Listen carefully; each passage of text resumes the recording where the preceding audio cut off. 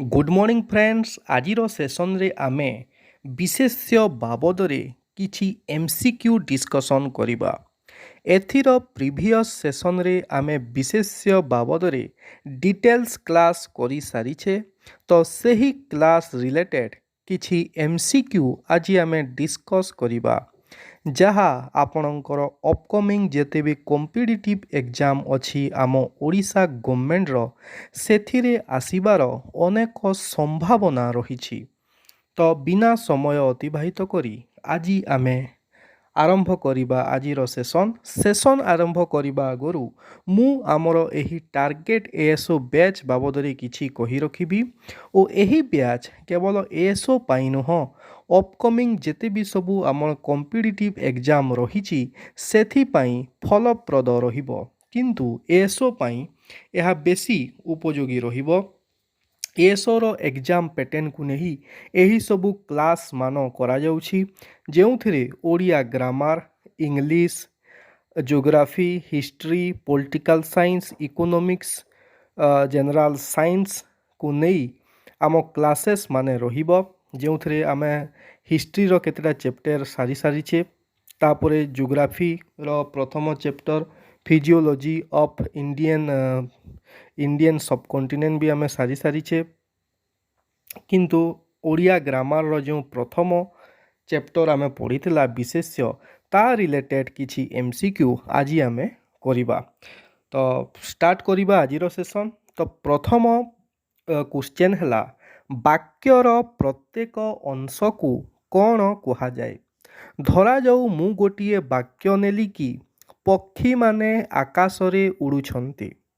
तो एहार प्रत्येक अंश जेपरी पक्षी माने हला गोटिए अंश, आकाश रे हला गोटिए अंश ओ उड़ुछंती हला गोटिए अंश। तो एहार एही प्रत्येक अंश मानंकु कौन कहा जाई थाए।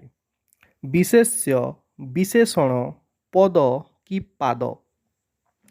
तो एहार सठिक उत्तर हेउछि वाक्यर प्रत्येक अंश को आमे पद बोली कहि थाउ।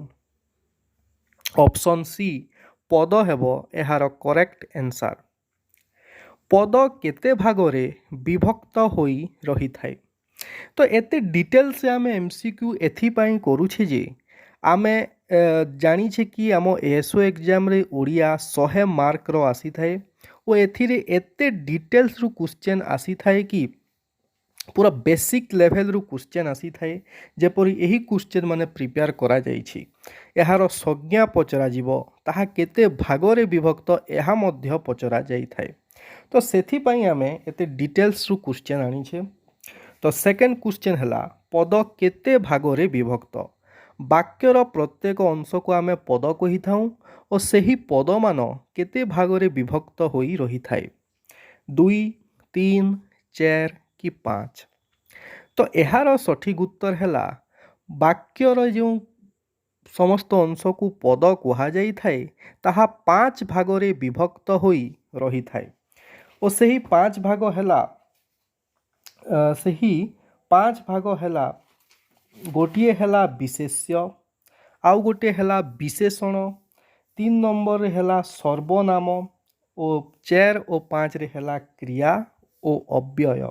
यह 5 भागरे विभक्त होई रही थाए। विशेष जो पदरे गोटे भाग थाए विशेष्य पद। तो सही विशेष्य पद केते भागरे पुणी विभक्त होई रही थाए, 2, 3, 4, 5। तो जेपरी पद मध्य 5 भागरे विभक्त होई थाए, ठीक सही परी विशेष्य मध्य 5 भागरे विभक्त होई रही थाए।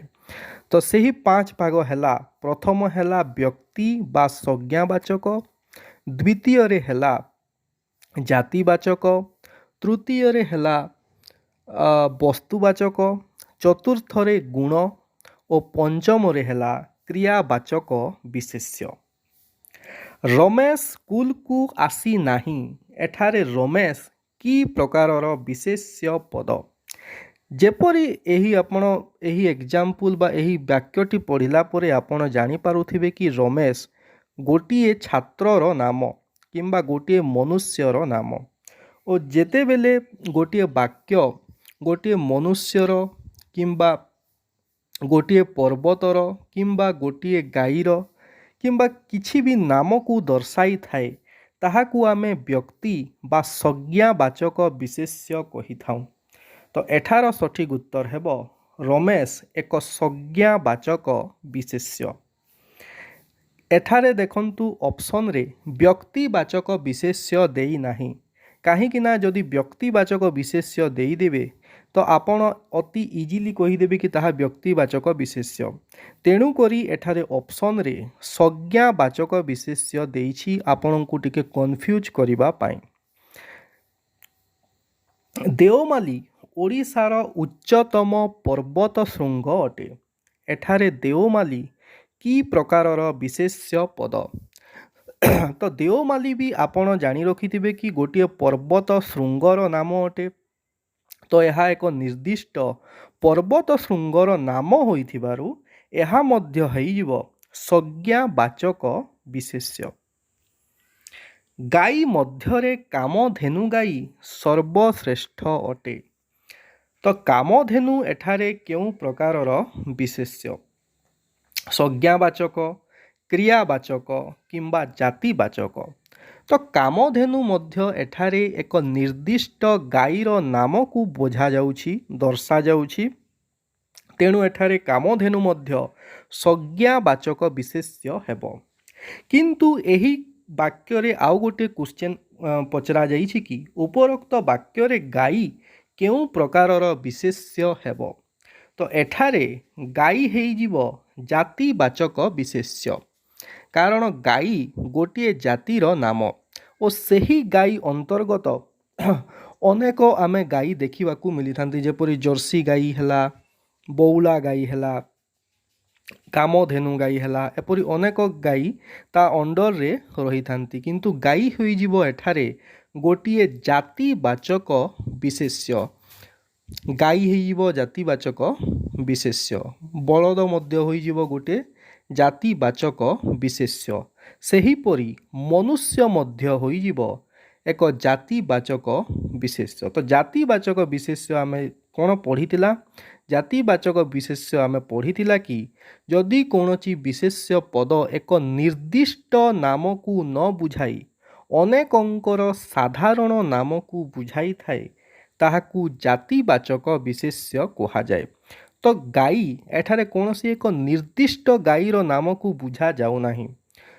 ଅନେକ ପ୍ରକାରର ଗାଈ ଯେଉଁ ଆମ ସଂସାରରେ ରହିଛନ୍ତି ସମସ୍ତଙ୍କୁ ଆମେ ଗାଈ ବୋଲିକି କହିଥାଉ। ତେଣୁ ଏଠାରେ ଗାଈ ହୋଇଯିବ ଏକ ଜାତିବାଚକ ବିଶେଷ୍ୟ।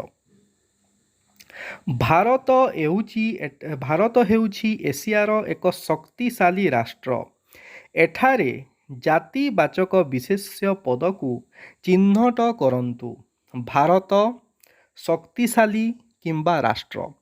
ଦେଖନ୍ତୁ ଭାରତ ହେଉଛି ଏକ ନିର୍ଦ୍ଦିଷ୍ଟ ଦେଶର ନାମ। କେବଳ ଗୋଟିଏ ଦେଶର ନାମ ହେଉଛି ଭାରତ। ତେଣୁ ଭାରତ ଏଠାରେ ହୋଇଯିବ ଏକ ବ୍ୟକ୍ତି ବା ସଂଜ୍ଞାବାଚକ ବିଶେଷ୍ୟ, କାରଣ ଏହା ଗୋଟିଏ ଦେଶର ନାମ ଅଟେ। କିନ୍ତୁ ଯଦି ଆମେ ଏଠାରେ ରାଷ୍ଟ୍ରକୁ ଧରିବା, ରାଷ୍ଟ୍ରକୁ କୌଣସି ଏକ ନିର୍ଦ୍ଦିଷ୍ଟ ରାଷ୍ଟ୍ରର ନାମ ରାଷ୍ଟ୍ର ବୋଲି କହି ନଥାଉ। ଭାରତକୁ ମଧ୍ୟ ରାଷ୍ଟ୍ର କହିବା, ପାକିସ୍ତାନକୁ ଗୋଟିଏ ରାଷ୍ଟ୍ର କହିବା, ଆମେରିକାକୁ ଏକ ରାଷ୍ଟ୍ର କହିବା।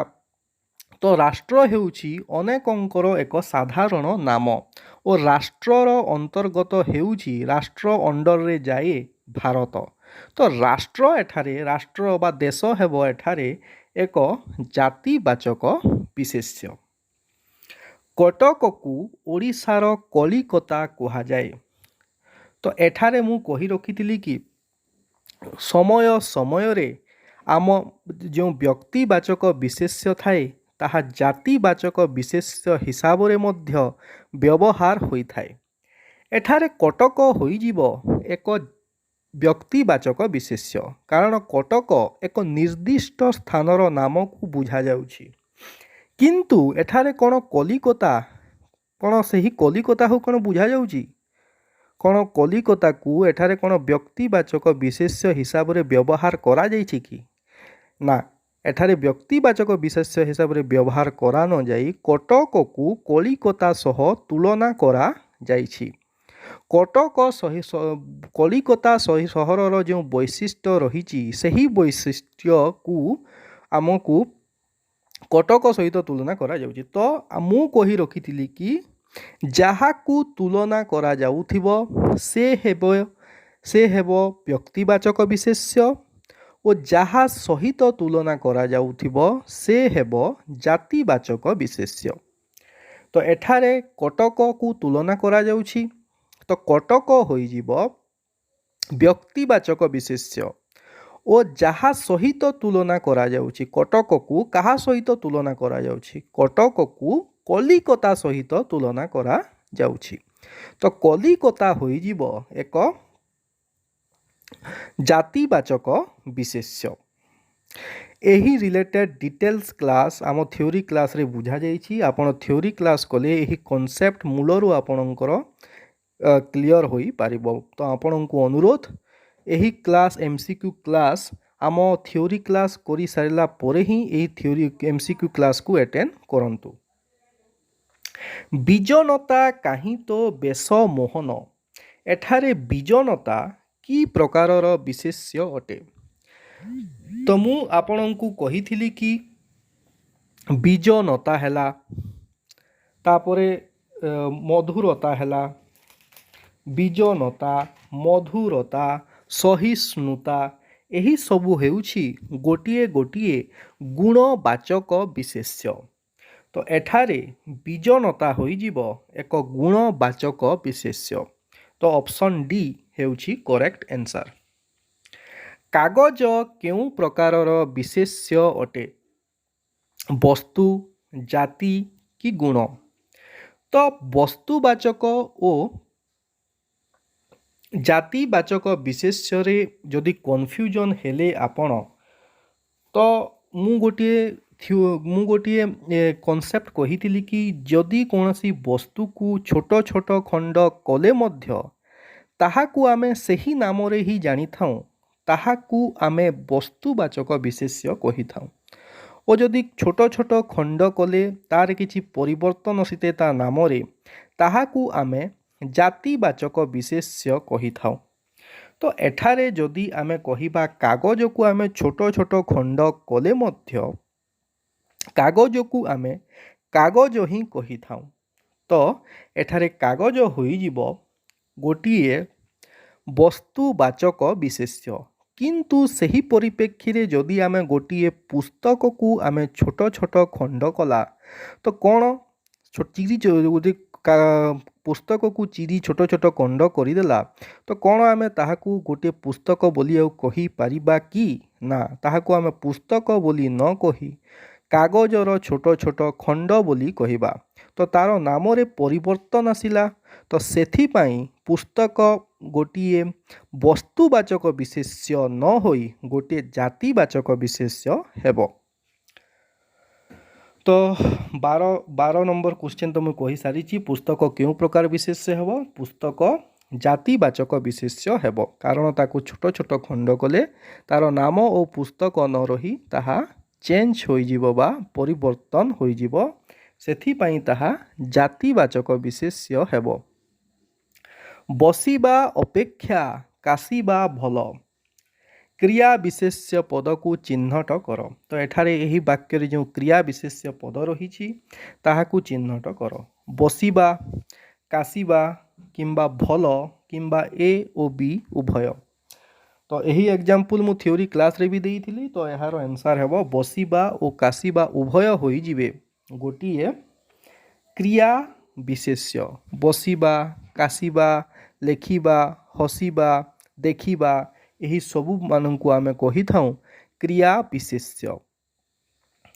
ଶିକ୍ଷକ ଚୌକିରେ ବସିଛନ୍ତି। ଏଠାରେ ଥିବା କ୍ରିୟା ବିଶେଷ୍ୟ ପଦଟି ଚିହ୍ନଟ କର।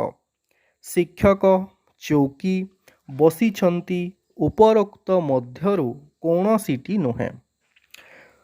ତ ଏହାର ସଠିକ୍ ଉତ୍ତର ହୋଇଯିବ ଉପରୋକ୍ତ ମଧ୍ୟରୁ କୌଣସିଟି ନୁହେଁ, କାରଣ ଏଠାରେ କୌଣସି ପଦ କ୍ରିୟା ବିଶେଷ୍ୟ ପଦ ନୁହେଁ। ତ ଆପଣମାନେ ଭାବୁଥିବେ କି ବସିଛନ୍ତି ଏକ କ୍ରିୟା ବିଶେଷ୍ୟ ପଦ ହେବ, କିନ୍ତୁ ତାହା କ୍ରିୟା ବିଶେଷ୍ୟ ପଦ ନ ହୋଇ ଏହା ହେଉଛି ଏକ କ୍ରିୟାପଦ। କାରଣ ବସିବା ହେଉଛି ଗୋଟିଏ କ୍ରିୟା ବିଶେଷ୍ୟ, କିନ୍ତୁ ସେହି ଜାଗାରେ ଆପଣ ବସିଛନ୍ତି ହୋଇଗଲେ ତାହା ହେବ ଗୋଟିଏ ପ୍ରକାର କ୍ରିୟା।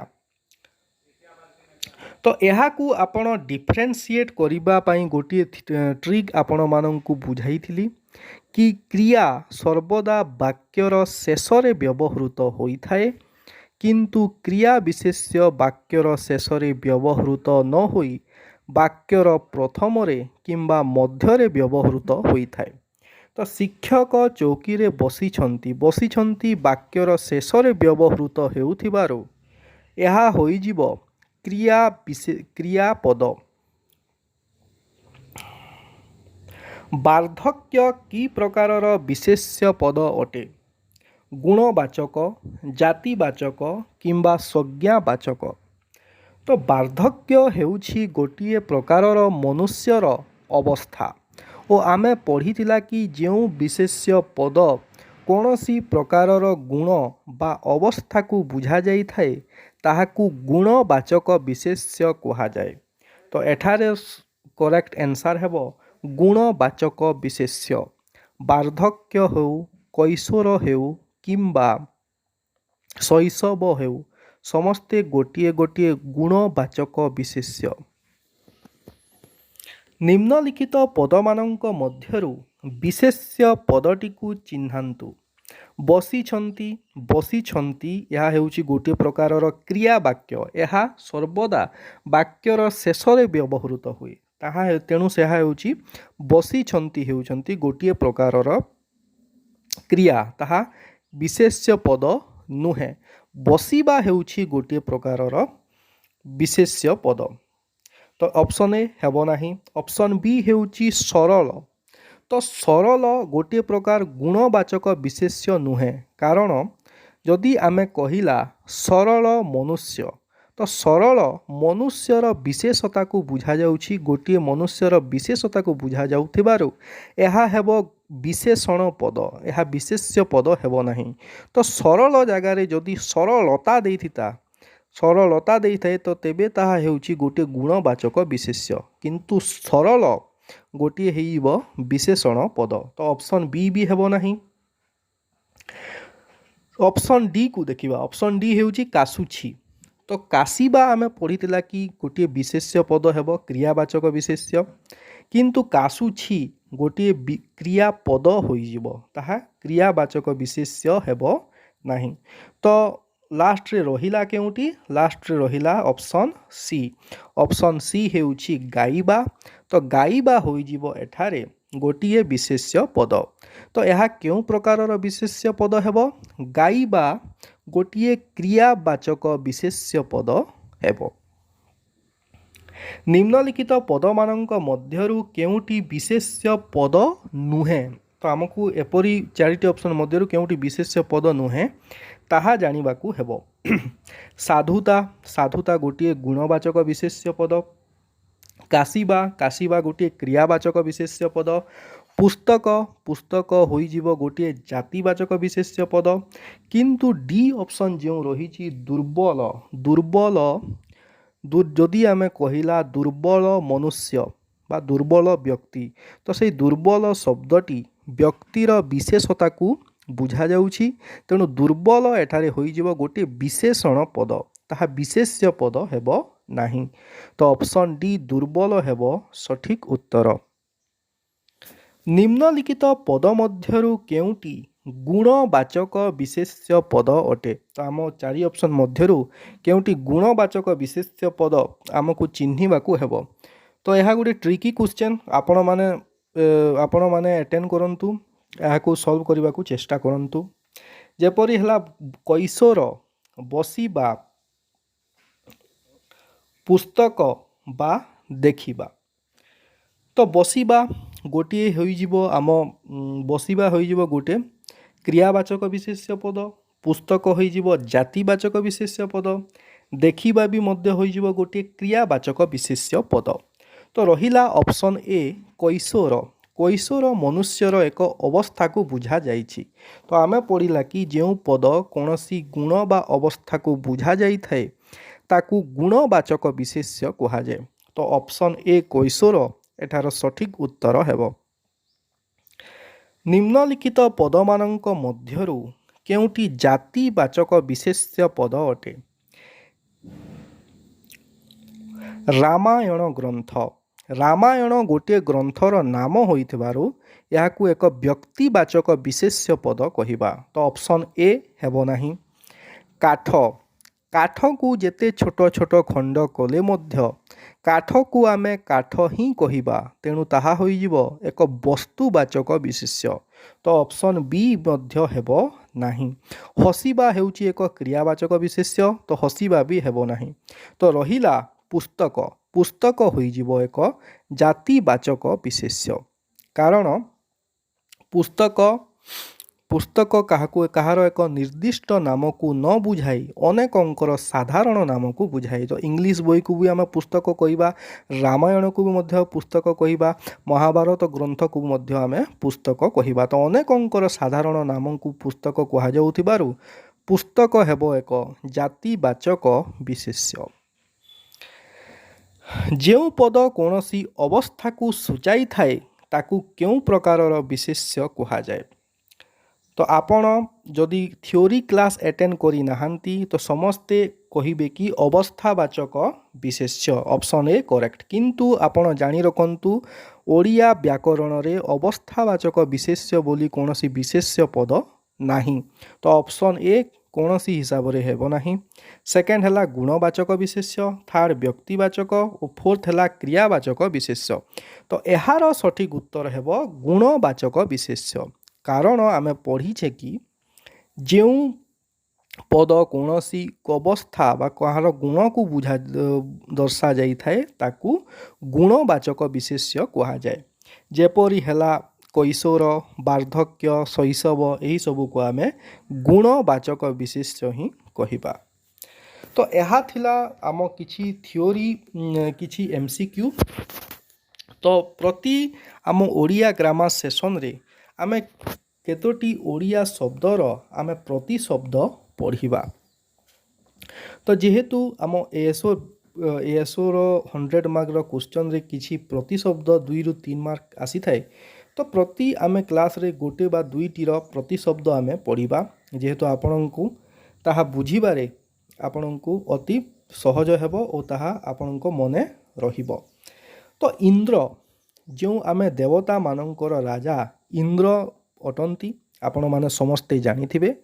तो इंद्रर केतेक प्रतिशब्द आज आमे पढ़िबा। तो इंद्रंकु पुरंदर मध्य कहा जाई थाए, मघवा मध्य कहा जाई थाए, देवराज आपण माने तो समस्ते जानिथिबे देवराज बोली कहा जाई थाए, कारण से देव बा देवता मानंकर राजा होइथिबारु तांकु देवराज कहा जाई थाए। सुरपति मध्य कहा जाई थाए। सुरपति काहेकि कहा जाई थाए? असुर मानंकर विपरीत शब्द हैला, असुरर विपरीत शब्द हैला सुर, और देवता मानंकु सुर मध्य कहा जाई थाए। तो देवता मानंकर पति बा राजा मानंकु कौन कहा जाए? सुरपति, और देवता मानंकर राजा किए? इंद्र। तो इंद्रंकु सुरपति मध्य कहा जाई थाए। तापरे इंद्रंकु सहस्राक्ष मध्य कहा जाई थाए।